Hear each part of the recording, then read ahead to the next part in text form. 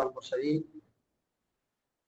حقيقة نحن نعيش في هذا الزمن زمن مليء بالتغيرات والتذكير في قضايا تتعلق بحياتنا، ففي إشكالية يخلط فيها كثير من الناس.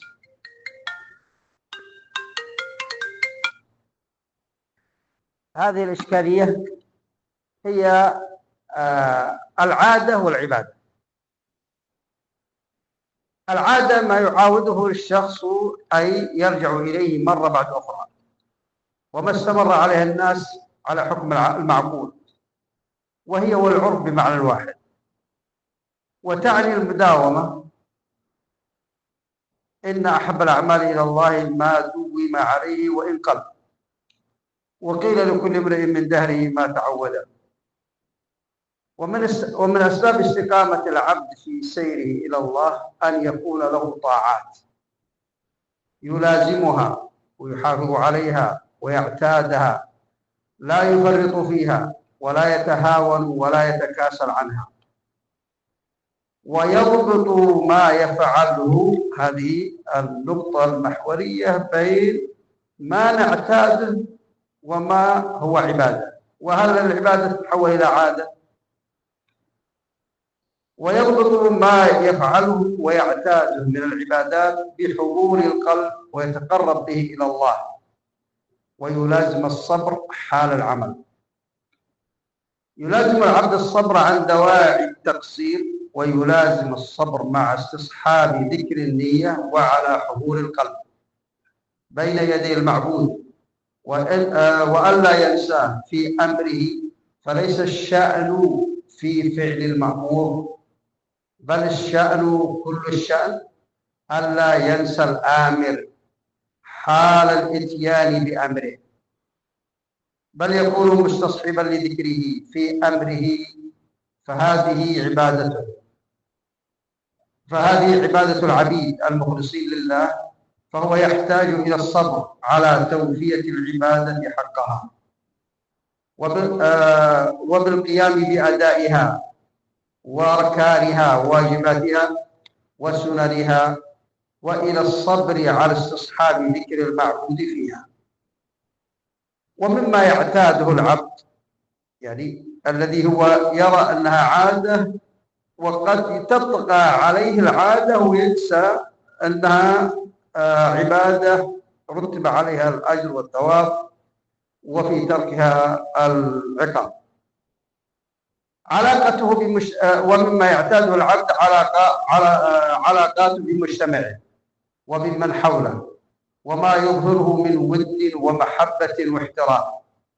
هناك من يضبط هذه العلاقات بالعادة والعرف والمصلحة، وهذا القيد سرعان ما يتلاشى بسبب المتغيرات التي تطرأ على الحياة، وهذا يعود إلى عدم إدراك تلك العلاقات أنها عبادة إذا ربطها الأفراد بضابط ما يفعله ويعتاده بحضور القلب والتقرب به إلى الله، واستشعار أن المجتمع جسد واحد، واستحضر في ذلك الأوامر الشرعية.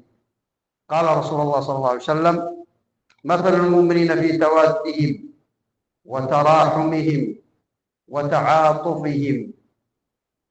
هذه الأشياء الثلاثة يرى كثير منا، وخاصة في هذه المتغيرات، إنها عادات قد تنتهي في وقت معين. فقال صلى الله عليه وسلم: مثل المؤمنين في توادهم وتراحمهم وتعاطفهم مثل الجسد إذا اشتكى منه عضو تداعى له سائر الجسد بالسهر والحمى. فالود خالص المحبة، وما يحصل به التقرب إلى الشخص. الرحمة الشفقة والتوجع ومحبة الخير والتأدي بما يحصل له من الضرر. التعاطف أيضا يدل على الشفقة على المعطوف عليه، ويعني العون وإدخال الطمأنينة عليه. ورابط الأمور الثلاثة السابقة: لا يؤمن أحدكم حتى يحب لأخيه ما يحب لنفسه. وغاية المحبة: لا تدخلوا الجنة حتى تؤمنوا، ولا تؤمنوا حتى تحابوا. أولا أدلكم على شيء إذا فعلتموه تحاببتم: افشوا السلام بينكم. افشوا السلام، هذه عبادة، لكنها قد تطغى علينا، تطغى على تفكيرنا أنها عادة. في هذا بيان أسباب جالبة للمحبة ومجنبة للمجتمع الأخلاق الذميمة، مثل التباغض وتنافر القلوب ووقوعها داخل الأسر جرم عظيم. وكلما قويت القرابة وجب أن تكون المحبة أقرب، ويكون التعامل قربة وصلة. فالمؤمنون يتودون ويتراحمون. إذا رأى الشخص بأخيه ضرا من فقر وحاجة أو وقع في مشكلة، فعليه أن يكون عونا له، ويتألم لما وقع به، ويجتهد في دفع ذلك عنه. ومما يعتاده المرء صلة الرحم، وقد يغفل عن كونها عبادة، وينجي الله بها من الخزي،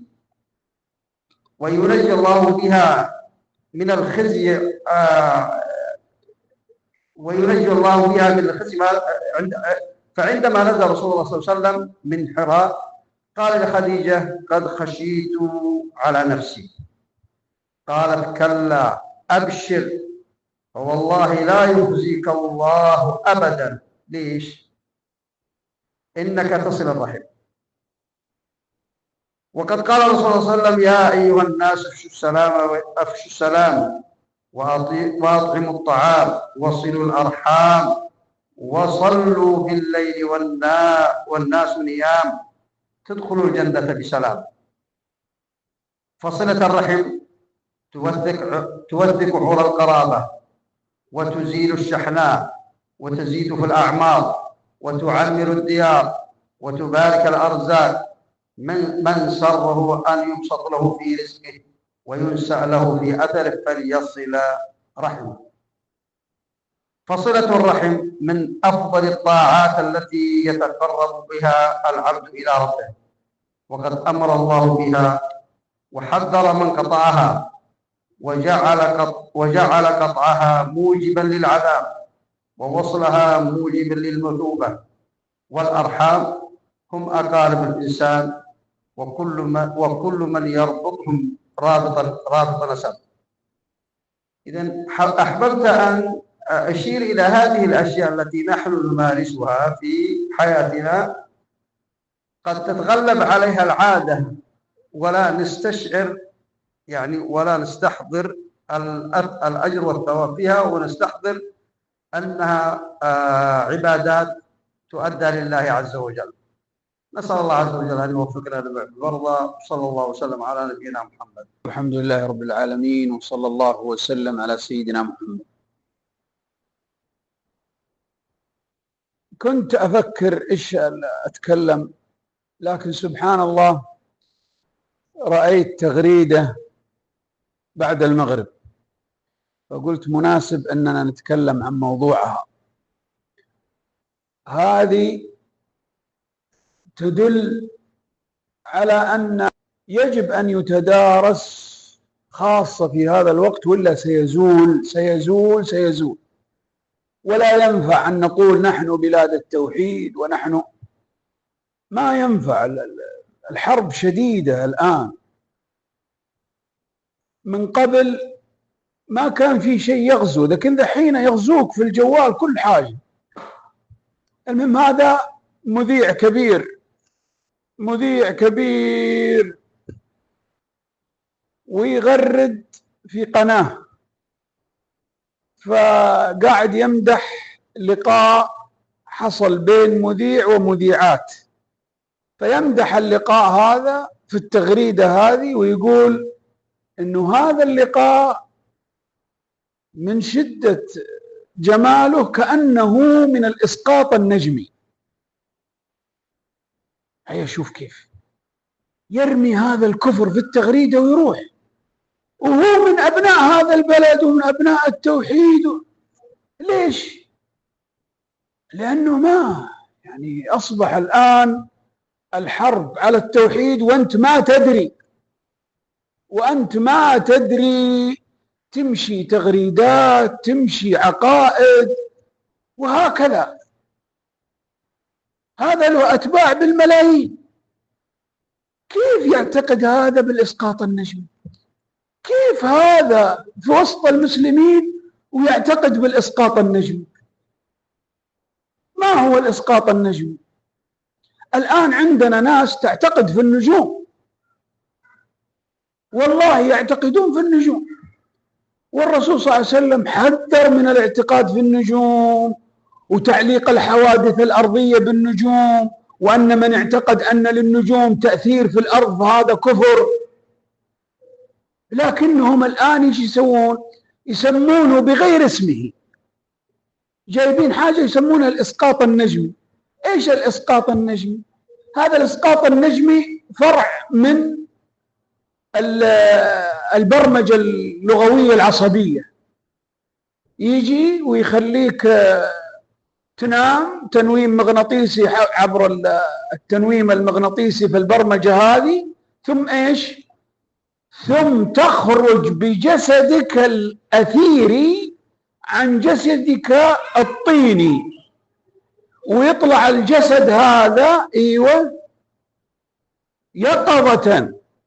يعني هم عندهم انه انت تستطيع انك تخرج بجسدك هذا ايوه وتخلي جسدك هذا نايم، وتطلع انت بالجسد الأثيري، يسمونه جسد أثيري يقظة حقيقة، ويكون الواصل بين جسدك الأثيري اللي طلع من جسدك الطيني حبل من فضة، فتقدر تروح للماضي والمستقبل يقظة.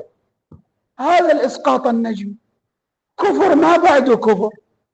تطلع كذا ترقد نفسك ايوه وتطلع كذا حقيقة وتروح تلف الكون كله ايوه، واذا تبى ترجع للاعوام السابقة تقدر ترجع وترجع لها، واذا تبى تروح للاعوام المستقبل اللي هو الغيب تقدر تنقز لاي سنة وتروح لها، لانك انت قاعد تمشي في الكون بيش؟ بجسدك الاثيري. هذا كيف؟ قالوا هذا من طريق الاسقاط النجمي. ايش هو الاسقاط النجمي؟ طيب ذحينا قالوا لانه كل انسان يولد في وقت خروج النجم المعين، فان النجم له تاثير على الارض وله تاثير على الكائنات، فاللي يولد في وقت النجم هذا له تاثير عليه، له تاثير عليه. فهذا النجم يخليك تقدر تطلع ويسقط عليك الجسم الأثيري هذا اللي يقدر يخرج ويروح. والنجم هذا إذا ولدت في عصره في وقته من تأثيره على الكون، أي واحد يولد في الوقت حقه يأثر عليه، يخلي شخصيته كذا، نفسيته كذا، نفسيته كذا. هيا في ناس تعتقد بهذه النجوم. هذا مذيع كبير ويغرد كذا واتباعه بالملايين، والثاني هذاك رأيت له تغريدة برضو هذا مشهور كبير واتباعه بالملايين، وقاعد يصور سناب، ودخل واحد من أصحابه قالوا هذا فلان وهذا من برج كذا وبرج كذا، صفاتهم نرجسية، التعامل معهم يكون 1 2 3 كذا. رمى الكفر في لحظة كذا في السناب وهو يصور، والسناب هذا حقه بالملايين يتابعونه، فرمى الكفر بكلمة ما أخذت منه نص دقيقة. هذا فلان ايوه وش به هذا من النجم الفلاني. هو كيف يعرف النجم حقه؟ بتاريخ ميلاده. خلاص هو ولد في الوقت الفلاني، إذا النجم فلان، وهي محددة النجوم بالتواريخ، فقال هذا نجمه كذا. طيب واللي نجمه كذا شخصيتهم كذا، لازم من التعامل معاها يكون كذا. طيب من اللي خلى شخصيته كذا؟ الله؟ لا النجم. شوف، يعتقد أن النجم له تأثير على الكون في شخصيات الناس، وله تأثير أنه يقدر يخليك تطلع على الغيب السابق والغيب المستقبل. طيب كيف هذولي؟ يعني هذه العقائد لو قريناها احنا بنقول من الخبل اللي يصدق هذا الكلام؟ هذا مذيع كبير وهذا مشهور كبير وأتباعهم بالملايين، وبعدين يرمون الكلام كذا كأنه قضية مسلمة، وأتباعهم يأخذونها على أنه كلام عادي وما في شيء. يا أخي هذول ناس مثقفين مطلعين. فصار احنا نقول احنا بلد التوحيد، واحنا نعم احنا بلد التوحيد، لكن التوحيد إذا ما يتم مدارسته وكثرة الكلام فيه ترى يغزى. محمد عبد الوهاب يوم طلع كيف طلع؟ طلع الجزيرة العربية كلها في شرك. كيف طيب جاء الشرك؟ هو هذا ما يتم. طيب احنا دحين الحمد لله نتدارس التوحيد، نتدارس التوحيد، بس الآن في غزو. إذا ما يتم مدارسته مدارسة دقيقة وبيان، ولا بيضيعون الناس. ما يكفي يجي مدرس في المدرسة يجي يلقي الدرس كذا زي ما هو وما يربطه بالواقع. هذا المذيع وهذا المشهور درسوا في مدارسنا ولا لا؟ ومن أهل التوحيد ولا لا؟ وطيب كيف آمنوا بهذا الشيء؟ هذول كلهم قبائل ومن بلاد التوحيد ودرسوا التوحيد. طيب كيف آمن بالإسقاط النجمي؟ وكيف الثاني آمن بتأثير النجوم؟ لأنه ما درسوا التوحيد دراسة تدقيق، أخذوا كذا بس. متى يكون أخذ التوحيد هكذا تلقي وينفع؟ إذا ما في حرب عليه ينفع، صح، تأخذه تلقي ويكفي وخلاص وامشي عليه لأنه هو أصلا فطرة. لكن إذا في جبهة ثانية قاعدة تحارب وقاعدة تبث، هنا ما ينفع نقول يكفي في التوحيد أن يكون تلقي. ما ينفع الآن حرب. شوف والله ما صدقت إنه في واحد بعقله مسلم سعودي يؤمن بالإسقاط النجم لما شفته قدام. أنا كنت قرأت عنها وقرأت عن قضية النجوم، ولما قرأت عن إسقاط النجم هذا قعدت أضحك. دجل هذا دجل، تنسدح كذا أيوة، وثم تطلع منك جسم. ايش اسم الجسم هذا؟ اسمه الجسم الأثيري. وهذا الجسم طلع ايوه، وبعدين تحط حبل بينك وبين هذاك، حبل من فضة، وتقوم تروح انت. طيب قلت هذه يمكن تكون في اللي نسميها احنا الرؤى والاحلام. انت في الحلم تتحلم صح؟ ومين اللي يروح امريكا ويجي وكذا؟ مين؟ روحك صح؟ فقلنا طيب لا، هو ما يقصد انه اللي يروح روحك، لا، يقصد انت حقيقة حقيقة انت، وتشوف وتدري وتروح وتجي.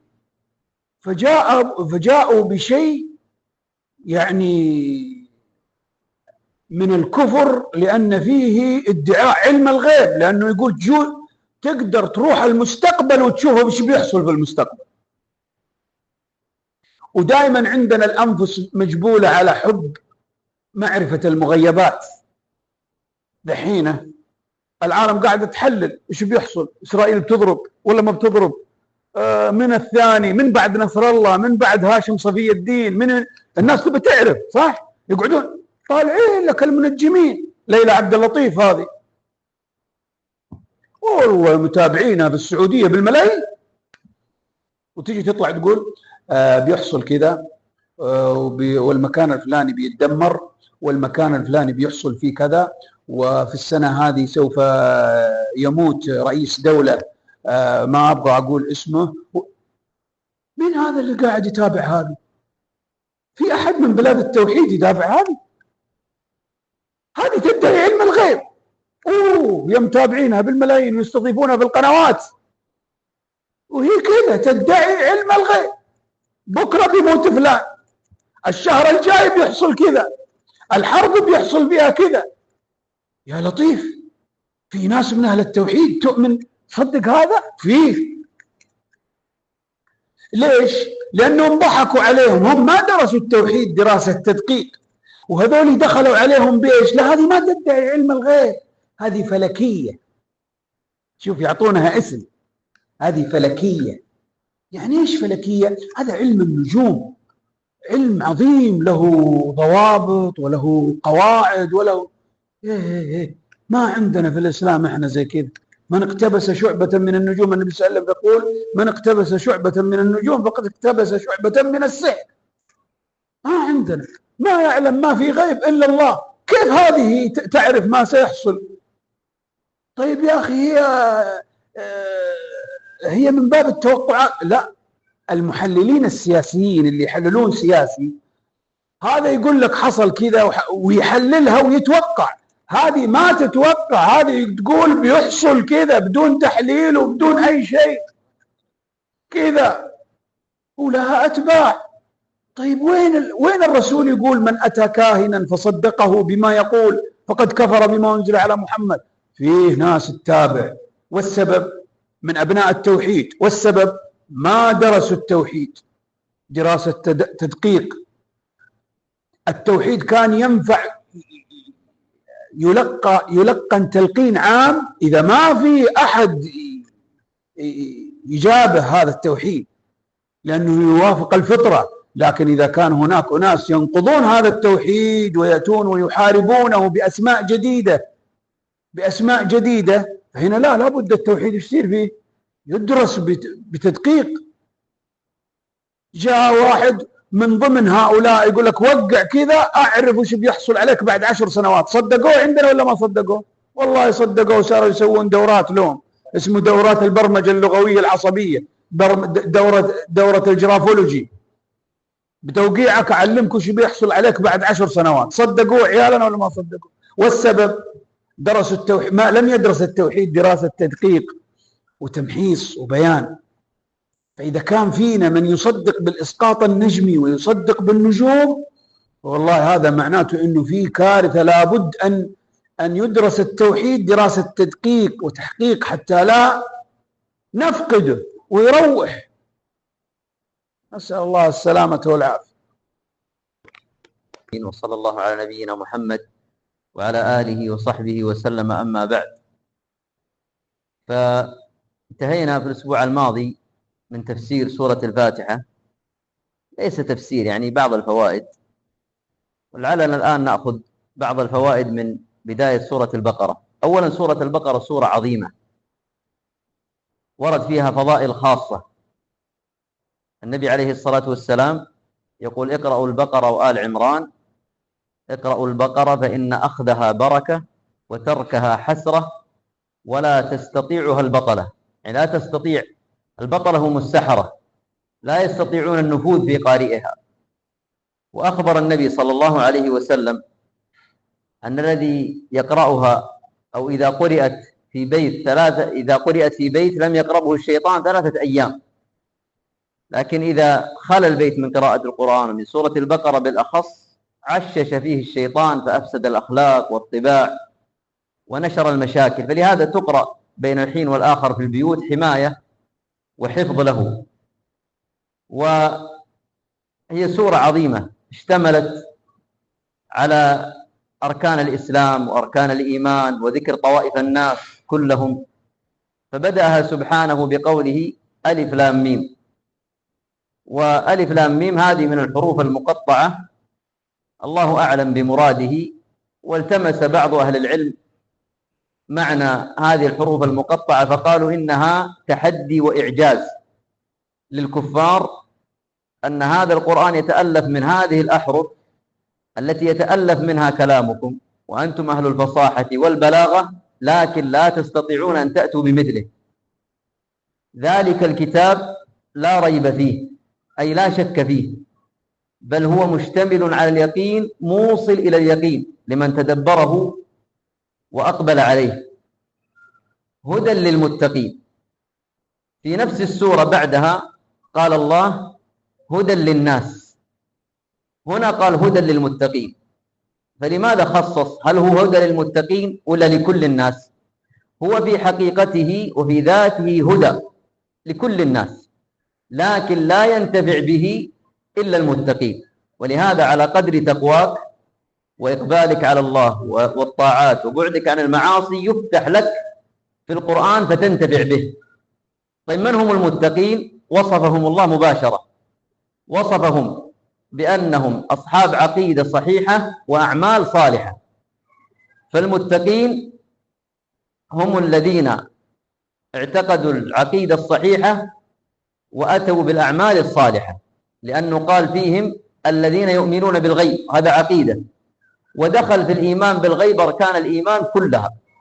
الإيمان بالله غيب، نحن لم نرى الله سبحانه وتعالى ولكننا آمنا به، والملائكة لم نراهم، وكثير من الرسل السابقين لم نراهم، والكتب المنزلة على السابقين يعني لم نعاصرها، وكذلك اليوم الآخر غيب. الذين يؤمنون بالغيب فيؤمنون بكل ما غاب عنهم مما أخبر الله به ورسوله صلى الله عليه وسلم، وهذا هو الإيمان الممدوح، الإيمان بالغيب وليس إيمان المشاهدة. ولهذا يوم القيامة يؤمن كل الناس، لكن كما قال الله لا ينفع نفسا إيمانها لم تكن آمنت من قبل أو كسبت في إيمانها خيرا. هذه العقيدة. أما الأعمال قال سبحانه ذكر رأس الأعمال الصالحة وهو الصلاة، الذين يؤمنون بالغيب ويقيمون الصلاة. لم يقل ويصلون، قال ويقيمون الصلاة. ودائما في القرآن يأتي يقيمون الصلاة، أقيموا الصلاة، لأن المقصود ليس مجرد الصلاة بل إقامتها ظاهرا وباطنا. إقامتها ظاهرا بأن يأتي الإنسان بالأركان والواجبات والشروط وما استطاع من السنن. الإقامة الباطنة يعني بالخشوع فيها وحضور القلب فيها. وابن عثيمين له كلمة عظيمة يقول هذا يحتاج إلى مجاهدة، وقد تجاهد في البداية لكن يشرد ذهنك وقلبك، لكن كلما جاهدت كل ما فتح الله عليك. ويقيمون الصلاة ومما رزقناهم ينفقون.